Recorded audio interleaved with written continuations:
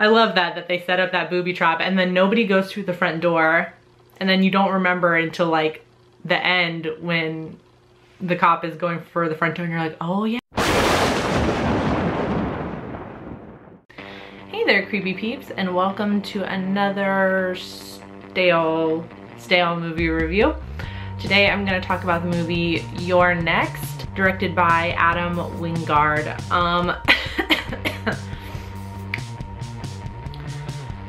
I saw this movie once before I decided to rewatch it again. RJ mentioned it in a comment on my review of The Sacrament because there's a few familiar characters from that movie in You're Next. So I was like, oh, well, you know, I enjoyed that movie when I watched it the first time. I guess I'll give it another rewatch and review it. So this is my second time viewing it. And I gotta say, the first time when I watched it, I guess I was just watching it for the gore or something, because I didn't get nearly as much as I did the second time I watched it. Like, it was like I had a new set of eyes or something when I was watching this again. But I really enjoyed it. The director, Adam Wingard, has also directed segments in the VHS movies as well as the ABCs of Death. I do remember the one he did in ABCs of Death because he had Q, and I remember that very distinctly because I was interested to see, that's a hard letter to do, Q. I think it was Quack in the movie, it was Quack. So the movie stars Sharni Vinson, I think that's how you say her name, and the only thing I had ever seen her in before is one of the Step Up movies. But she plays the girlfriend of Crispin, played by AJ Bowen, who is the main character in The Sacrament, if you remember. And they are going to visit Crispin's parents for their anniversary, and all of his siblings are gonna be there, and while they're there, the family is attacked by some outside evil people. And they get picked off one by one. And then much to the surprise of everybody, even Crispin, Sharni Vinson's character, Aaron, is actually very well equipped to survive and to protect herself and to defend herself. So she basically kind of, again, takes everyone by surprise and just like kicks major ass throughout the entire movie. I think like the coolest part of this movie, or the coolest aspect of this movie, is the idea of Erin as the final girl. So in normal, I'd say like normal slashers, but in your garden variety slashers, in your typical slasher movies, the final girl usually doesn't already have skills to survive. She kind of just like picks them up along the way, or just, you know, kind of uses the adrenaline to her advantage and is able to defend herself a couple of times and, you know, fight back a little bit. So I like in this movie, they kind of, it was almost like they said, okay, well, what if our final girl grew up in a survivalist colony or a survivalist community, which is what her character at one point says. That's how she knows all these things. So it's like they said, what if our final girl already kicks ass and already knows how to survive? What would happen? And like this movie is just like the answer to that question. With that, it also allows for some like key moments kind of being flipped. So like, for example, okay, I'm trying to think of a scene, like a good scene that would be an example. Like what I'm trying to describe is like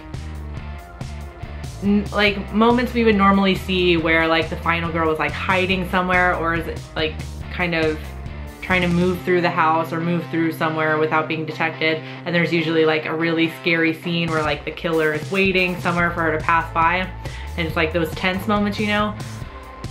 And it's normally because the villain or our slasher has kind of set up a trap or is waiting to surprise the victim or whatever, these kind of get flipped around because because this movie is kind of like, it's like it's like a slasher meets Home Alone. Like, since she knows all these survival tactics, she does set up booby traps for the villains, which it reminds me of Home Alone, which is amazing. I love that those little booby trap moments are in there. But she's like, it's like because she's setting up traps for the killers. So there's a scene where she uses her camera's flash to kind of distort one of the killer's vision. Like she turns off all the lights in the basement, she hides in there, knowing the killer's gonna follow her down in there, and she sets up her camera to keep flashing so he can't see very well. And she's hiding. She's hiding, waiting to spring on this guy. And it's the killer that's coming down and like moving slowly through the room. And I just love the kind of reversal of the roles. Like, she's not the one, she's not hiding from the killer because she's scared. She's hiding to stay out of sight until it's time for her to spring up and kill him. And he's the one kind of moving cautiously through because he can't see. It's like a trap she laid. I don't know if that made any sense, but it's like it almost turns into a role reversal. Like like she's the one that the killers have to be scared of instead of her being scared of them.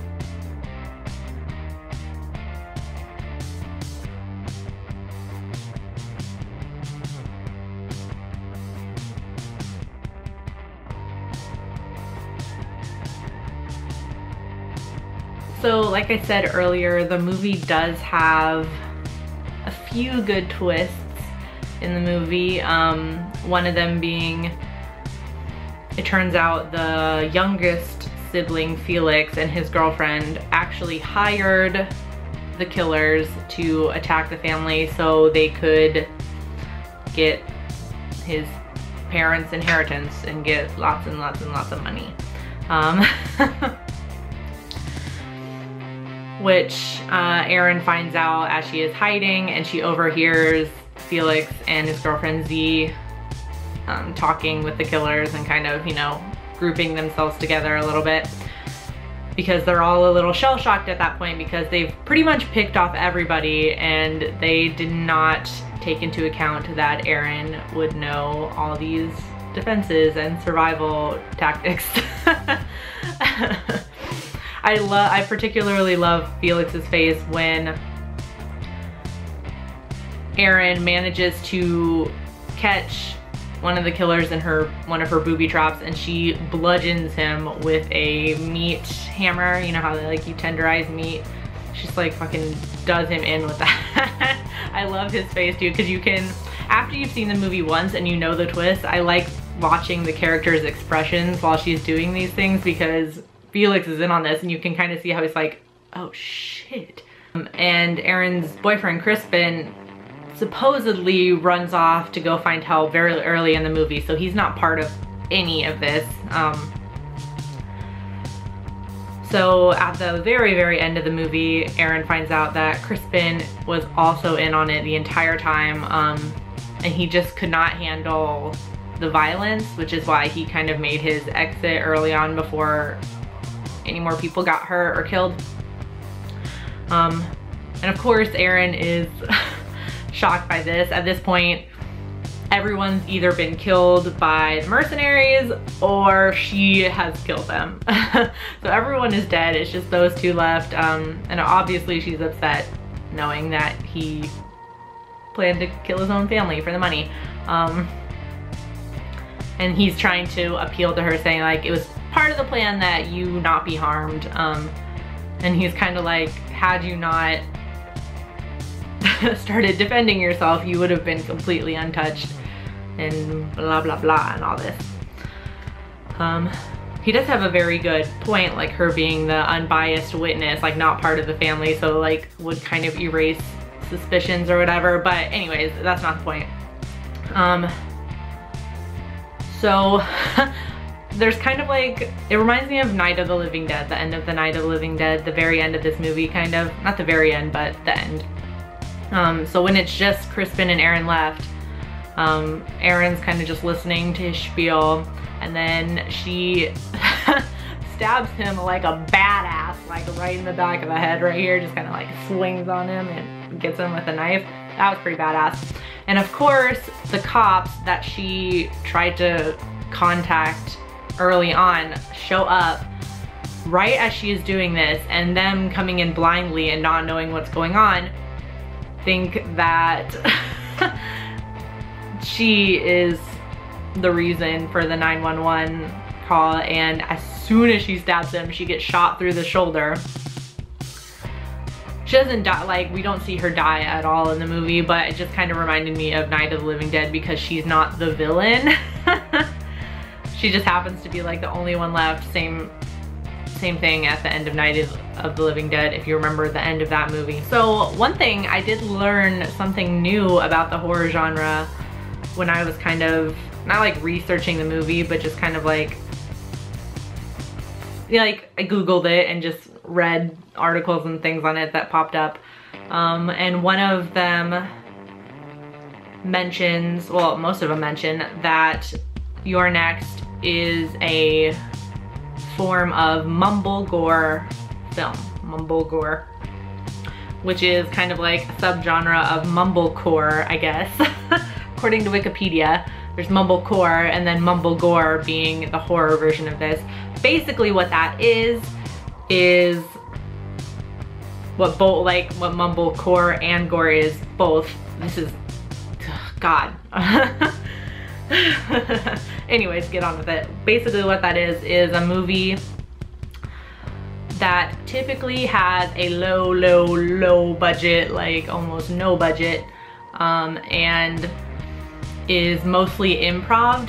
So like most of the dialogue, well, the dialogue is characterized as being very natural, because like, and I think that kind of lends itself to it being improv. Like, so there's not really a script as far as dialogue goes anyway. It's a lot of improv, which makes it sound very natural and very real. Like, it seemed real, the way, especially the way the siblings interact with each other. Like in the beginning, before they mostly all get picked off. I love the way that they interact with each other, especially when the killing starts to happen. And they're all kind of like panicked, and then they have like a moment where they break into bickering, like despite the fact that they're being attacked by outside forces. So it does seem very natural, and I didn't know it was improv, which was cool. If I would love to know like exactly how much of that was improv, because that would be just really impressive. Like really impressive. So yeah, overall I really enjoyed this movie. I'm glad I watched it a second time, because I didn't get any of that the first time I watched it. Like, I was just watching it for the gore, and I was like, ah, Sharni Vincent is a badass. Like, this is amazing. I love her character. I still thought that the second time, but I had deeper thoughts about it this time, I guess. So 10 out of 10, do recommend if you have not seen this movie yet. I think it's not available on Netflix, but it is definitely available on Hulu, obviously, or it's been out since 2011, so you can definitely go purchase the DVD if you would like. If you have seen this movie, please let me know in the comment section down below what you thought of it, and if you do go watch it after seeing this review, come back and let me know what you thought about it in the comments down below as well. I do hope you enjoyed this video. If you did, please give it a thumbs up. And feel free to subscribe to the channel if you'd like to see more of my face and hear more of my voice. And thank you if you are subscribed already. And until next time, stay strange. Bye.